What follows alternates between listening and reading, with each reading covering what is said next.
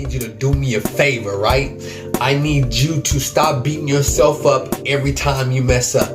You know, every time you hit a bump in the road, every time you are faced with adversity, I need you to stop beating yourself up. And let me tell you why. Because you're starting from scratch. You know what I'm saying? Like, you start with nothing. You starting with just a little. You starting with the bare minimum.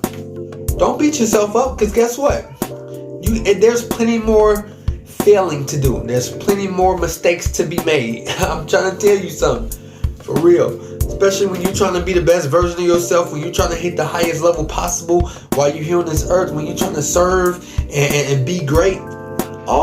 There's a lot more failure waiting for you. And I want you to be comfortable with it, because you're learning something new. You know, you're growing into that person that you want to be. You're evolving into, that person that you always seen yourself as, and you cannot whoop yourself every time. You cannot, punish yourself every time. You can't talk down or be negative or have even negative thoughts against yourself when you're running this race. You know what I mean? Because, like I said, you starting from the bottom. You starting with what you got. No handouts, no generational wealth, no inheritance. You know what I'm saying? No portfolio with a bunch of money in there, or a bunch of property or assets. You know what I'm saying? You are being you. You didn't have a 2-parent home. You know what I mean? You didn't get the best education. You know what I'm saying? Like, your parents did what they could. You're not starting with everything. You're starting with nothing.